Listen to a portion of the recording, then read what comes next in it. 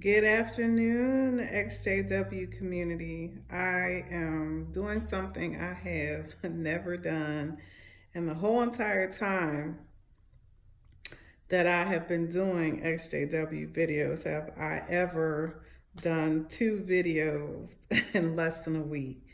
But something happened and I had to finish work, come home, and get in front of this uh, table here and talk about Toni Morris tipping out on a Sunday morning to get a cart full of liquor. Hey, if you have never come on my videos before, I'm going to do a very short introduction. I'm an ex-Jehovah's Witness. I have been out of this cult for decades, and I decided to do videos because of all of the things that happened in my own family, and because I believe in advocacy for sexual abuse victims and for people that do not get the help they need, whether it's mental health, whether it's support, whether it's compassion, whether it's being forced to go out and do slave labor, whether that's in field service or at Bethel without getting paid for it and having nothing to show for it. Just not helping elderly, but my main advocacy has been the archaic and sexist rules that they have, and the fact that there are so many people in this organization that follow this cult blindly give loyalty to a group of people that live in Warwick. When I was in this organization, people rarely, if ever, saw the governing body. And it blew my mind, absolutely blew my mind, when I realized that they actually had a website. When old timers will tell you that in the beginning, they told people not to go on the internet, but they had to slow walk that back and they created their own website. Then you got to see all these governing body members. And what's really funny to me, the reason why I had to stop everything and put my voice on it, is that this organization was centered in the United States. And I didn't see a lot of people from the United States actually talking about this. The first person that cracked this was Lloyd Evans from the John Cedars channel. And that man is in Croatia, and he was born and raised in the UK.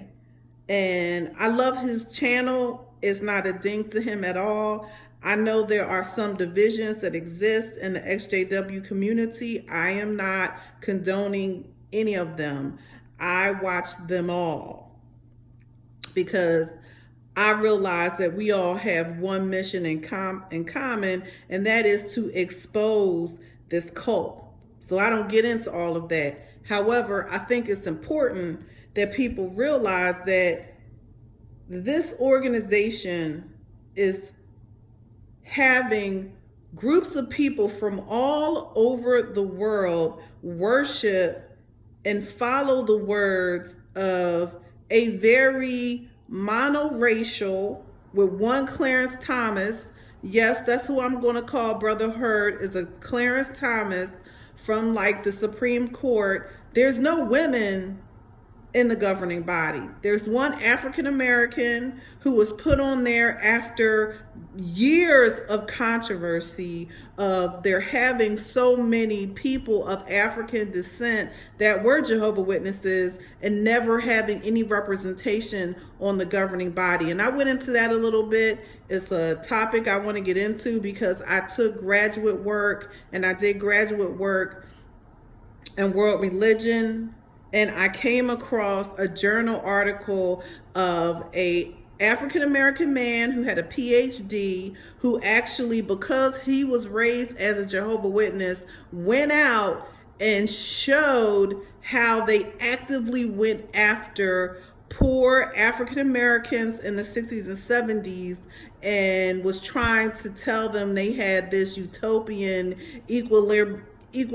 egalitarian society in the Jehovah's Witnesses, that there were no racial anything, that they could rise in the ranks and all that kind of stuff. And what happened is it was only half of the story, because even though in certain congregations there was a lot of diversity and they did allow African Americans to have positions of authority, most of the time when you actually went to Bethel and you looked at who was actually in charge, it was never African Americans, it was never Asians, it was never Hispanics. Okay. And when you look at the numbers today, when you look at all the people that are Jehovah's Witnesses and where they get all those numbers, it is not from the United States. The United States is a small minority of all these numbers that they say that they have. And I mentioned that in another video, that is basically third world countries, non-white followers that are worshiping these men in Warwick that are self-appointed. I did a whole video on these people. Now, if you know anything about the history of the Jehovah's Witnesses, when they first came out, when they were not called the Jehovah's Witnesses, before they became incorporated, they were called the Bible students. And during that time, the members actually had a hand in choosing who was going to rule them. But you don't have a choice. And you, as a rank and file member, for people that are Jehovah's Witnesses and come across this video, listen, I'm not biting my tongue on the truth. I'm telling you because you need to realize that the people that are your supposed leaders, representatives of the faithful and discreet slave class, you don't have a choice. These people go to Bethel and they get elected, or they get chosen. Let me make it clear, not elected, chosen, because they get in with the right people. The rank and file members, you don't know who they are half the time, because I've been watching JW.org, and out of nowhere, there was a new governing body member that they just announced. They just had a press release and announced that there's a new governing body member. Did you know anything about this person? Did you vote for this person? Did you look at what their experience is and their expertise? And again, comparative analysis, let's look at other groups, religions, and how people that are leaders are chosen. Let's do a comparison on even how political people are chosen. Even if you can have a conversation about whether it's, there's some people that manipulate polls, at least you have a say in it. At least you go somewhere and you put a vote in. These people that are governing body members of your organization, they don't allow you to have any say in who is going to represent you. That's number one. Like I said, I'm not going to restate what's in my video, but my point is that why am I pissed off to see a representative of the governing body going out on a Sunday morning at 11 o'clock, going 20 miles out of the way to get a cases and cases full of liquor? That, it came to almost $1,000. Let's be real. That man was out there looking like Hitchcock, going out, old as he can be, still shuffling and jiving, got a Cadillac, and going out and getting liquor in the morning. And it wasn't, and there's no way that he can sit there and he can actually give an excuse. That's not That's not red wine, so you can say it's for the memorial. No, it's the after party, okay? It's the after party after the memorial. And he didn't just get liquor for himself. Look, he getting liquor for all the other governing body members, and he going out of his way to do it while the rank and file members and all the lower level people at Bethel are sitting there doing their slave labor that they do not get paid for. And that's why I had to make this video. I'm like, I'm busy, but I'm going to take some time and I'm going to say what I got to say. And Toni Morris, if you come across this video, I want you to be ashamed of yourself, okay? Because you are duping and you are misleading groups of people, and it's not right. It's not right. These people get on these videos and they go down to the minute detail as how tight your pants are. Are you serious? You got time to focus on how tight somebody's pants are, and you going out there getting that so much liquor, like you having some kind of after party at your crib, and you inviting a whole bunch of people? How dare you? How dare you? You're supposed to be holier than holy. I'm talking, you know, like let's do a comparison to like the Pope. This is like seeing a Pope going to the liquor store and getting 40s. You're not going to see the Pope doing that. You're not going to see cardinals doing that, because they have taken a vow to their members and to the religion that they're a part of. There is an implication of holiness. There is an implication of morality. You are supposed to be above reproach. So honestly, to see that, you cannot undo that.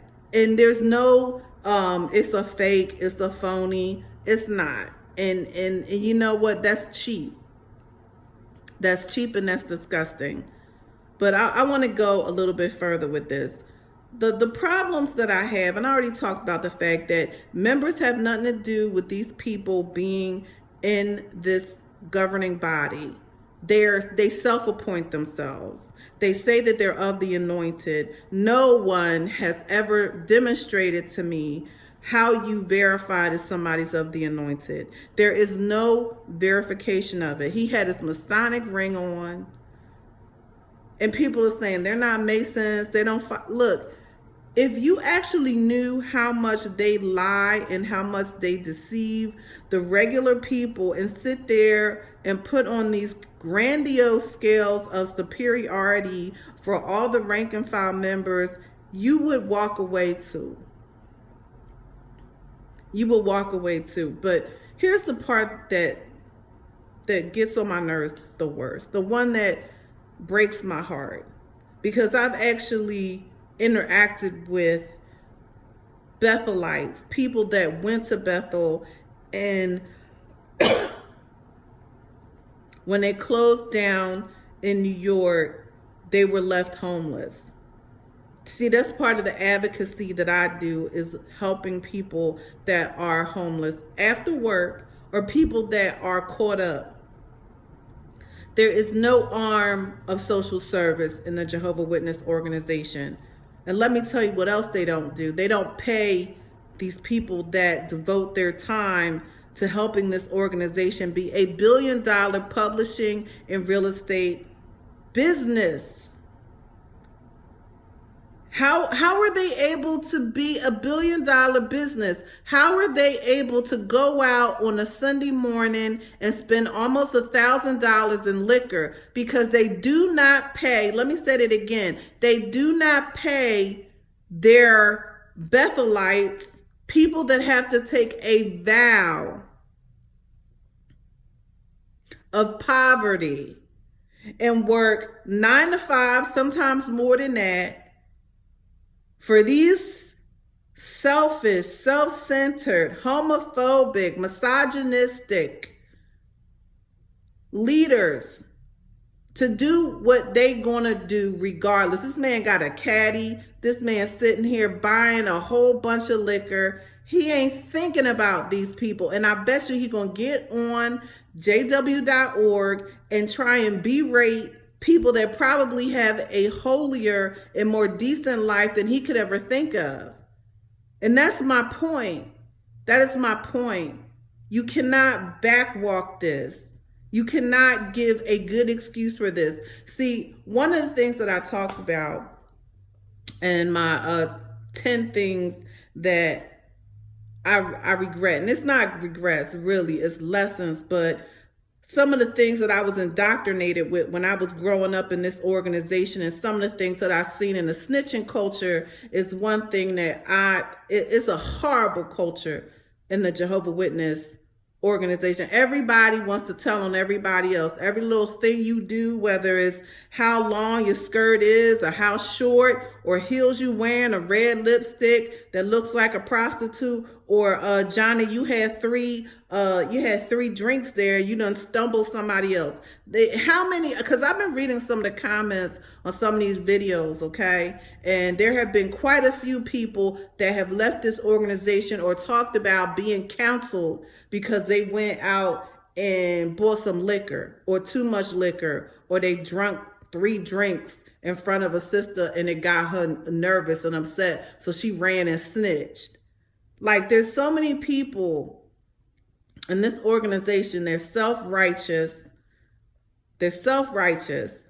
and they get on this pedestal, always trying to get somebody else in trouble. And most of the time it's because they have inferiority complexes. So they feel like if they can, get somebody else in trouble, that makes them more holy, more good in Jehovah's eyes. I mean, one of the reasons I've been able to do so many videos is because there's so much, and why so many people that are ex-Jehovah's Witnesses can sit there and dissect this down to its basic level, is because there is so much illusions and delusions that go on in this organization. And the biggest one to me is the governing body.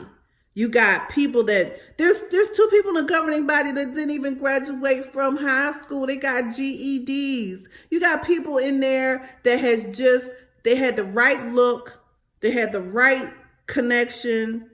They went out and they worked the people in a room, got in with the right people, and got elected. There's no way there's nothing that you can say that proves that you of the anointed. They just went along with it. And then you go out and they don't look no different from anybody else that's going out getting liquor on a Sunday morning instead of going to a religious service. And you trying to tell me that this is your leader? This is a representative of your anointed? This is somebody that leads your flock? Get out of here. He wasn't just buying that liquor for himself. He was buying it for all his cronies, all the people that are on the governing body, because that's what they do. While you sitting there, somebody snitching on you, people walking on eggshells, trying to act like they so much better in the quote unquote world. And one of the things that I want to mention is in one of my first videos, and when I talked about leaving the Jehovah's Witness religion, and I talked about when I worked at Sears and how I started actually talking to people from other backgrounds and people that had been around for a long time. And there was a woman that I met, and that was my mentor. And she was someone who was educated, she was Christian, and she was someone who was a strict and devout Christian. And one of the things she told me, and I was young, I was 17 years old, because that was a transitional time for me. And she said, Jehovah's Witnesses, they're known as the most hypocritical religion there is. She's like, because they're the first ones that are out at the parties. They're always going and getting drunk. See, there's a drinking culture, there's an alcoholism in Bethel. It's a dirty secret that nobody wants to talk about. But read the comments of former Bethelites, and they will always tell you that half of these people was drinking and getting drunk. See, that's the one thing they won't touch. That's the one thing that they're not giving up. No matter where they go or how far they go up, it's always going to have liquor in it. And, I had to do a video because all these people, and like I talked about my grandmother, I talked about my grandmothers, and I talked about how they gave thousands of unpaid labor to this organization. And when they retired, if it hadn't been for their husbands, who were both military men, they wouldn't have got anything. Okay? Well, I was corrected in that video because I talked about Social Security and I said, you can't get Social Security if you haven't paid into it. And one of the commenters was like, listen, my aunt was a Jehovah's Witness for 35 years and she was a regular pioneer and she never worked. Excuse me. But when she was of age, she did go to Social Security and she did get something. And I was like, I stand corrected. I will still double down on the fact you're not going to get Social Security. What you're going to get is like welfare Social Security. It will not be enough to live on. And that's my point. These people, they go to Bethel. They don't get a paycheck. They don't get taxes taken out. They have a vow of poverty. They give all their years until they get old. There's no elderly services. There's no nursing homes or whatever. Now, I'm sure for people in the governing body, they got a whole different set of rules. But I'm talking about the main participants and the people that live at Bethel and give time. Because the organization is a billionaire organization because of all the free labor that they get. You're being exploited and you're doing it willingly because they put this whole theocratic, it makes you a better Christian and you're good in with the organization. And again, you've been played, you've been duped, you've been played. You've been played for some of these fat cats to go out there and do their business and have all their stuff while you're sitting there hustling, trying to stay above water. And when you leave, or when they put you out for whatever reason, lawsuits, bringing more money in for other reasons, you don't have a way that you can get unemployment. You don't have a 401k. You don't have a pension.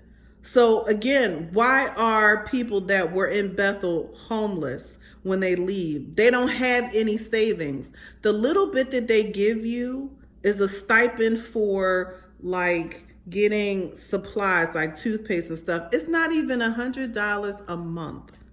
You can't even save that in order to do something because you still got to get your own supplies. Yet you got governing body members that can go out and drop $1,000 a pop for liquor. So I want you to just think about everything that I've said because I don't have a lot of time, but I had to kind of get it out because it incenses me. It incenses me that people have such blind loyalty to people who don't give a rat's behind about you. And you need to keep it real because why these people were breaking their butt to go to the Kingdom Hall and show the devotion to Jehovah, you had a Alfred Hitchcock dress governing body member going out of his way to get his liquor for the week. You can't look down and sermonize people when your leaders are exploiting their members and they're living fat off the hog. That man haven't missed a meal. He is dressed to the nines. He is not poor at all. And I asked a question to the audience, like, do you know anything about where these people actually live? Do you know how much money they get? Do you understand how much secrecy there is and how much you don't know about the leaders and the headquarters of the organization that you go to? You just know you can't ask questions